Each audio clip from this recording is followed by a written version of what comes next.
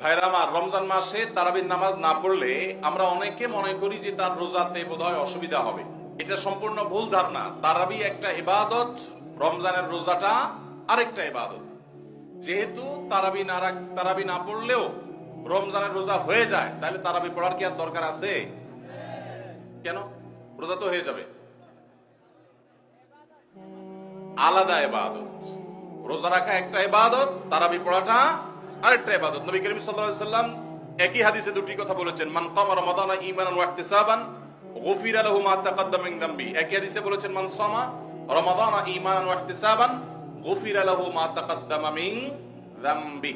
যে ব্যক্তি ঈমান এবং ইখলাসের সাথে রমজানের রোজা রাখবে, আল্লাহ তার পূর্বের গুনাহ মাফ করবেন। যে তারাবি পড়বে, তারও পূর্বের গুনাহ মাফ করবেন ইনশাআল্লাহ।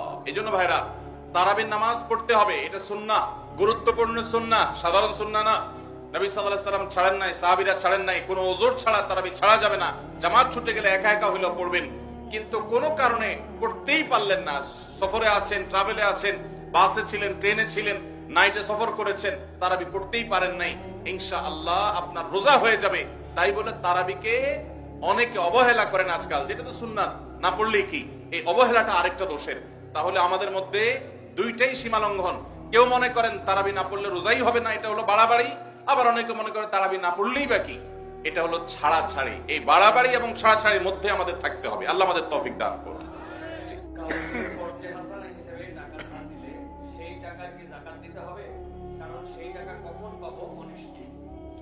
ভাইরা আমার, অনেক দরকারি একটা প্রশ্ন।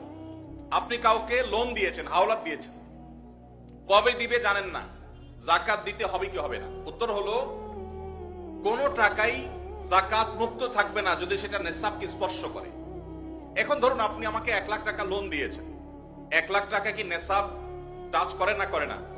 করে। 85 গ্রাম রূপা কেনার মতো টাকা থাকলেই নেসাব হয়ে যায়। তো 1 লাখ টাকায় 85 গ্রামের বেশি রূপা কিনা যায়। অতএব এটা নেসাব। নেসাবের মধ্যে যেহেতু আছে, অতএব এই 1 লাখের যাকাত কাউকে না কাউকে দিতে হবে। এখন টাকাটা আমি লোন নিয়েছি আর উনি আমাকে লোন দিয়েছেন। এখন যদি বলেন যে আমার যাকাত দিতে হবে, তো আমি তো টাকার মালিকই না, টাকা তো ওনার। এই জন্য যিনি লোন দিবেন, যাকাত তিনি দিবেন। এখন একটা প্রশ্ন হয়, ভাই এটা কোনো কথা হলো? বেচারা টাকা লোন দিছে, হাওলাত দিছে সওয়াবের আশা, আবার তার যাকাতও তার দেওয়া লাগবে, কেমন কথা? উত্তর হলো, ইমানদার লোন দিলে সওয়াব আছে না নাই? কিরকম সওয়াব ধারণা আছে? কে বলতে পারেন লোনের সওয়াব কি? কি সওয়াব বলেন তো?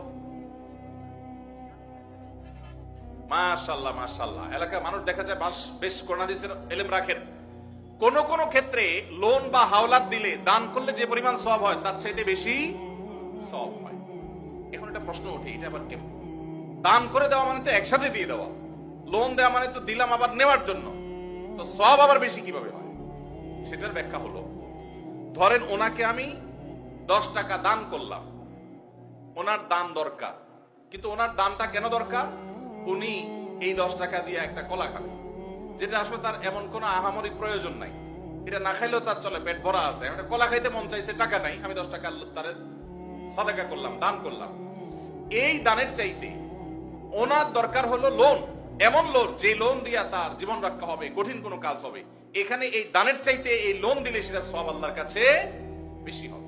আরো বিভিন্ন ব্যাখ্যা হাদিসের আছে। এই জন্য ভাইরা, লোন যে দিবে সে তো সওয়াব পাবে, বিধায় যাকাত দেওয়ার কারণে তার যে টাকা কমতেছে, এতে তার হারাবার কিচ্ছু নাই। এই জন্য তাকেই যাকাত দিয়ে যেতে হবে। এখন কথা হলো, পাওয়ার সম্ভাবনা নাই। যদি এমন হয় যে পাওয়ার সম্ভাবনা, তাহলে যাকাত আপনাকে এখন দিতে হবে না। একসাথে পাইলে যে বছরে যাকাত দেন না সেগুলো দিতে হবে। আর যদি কখনো না পান, তাহলে না দিলে কোনো গুনাহ হবে।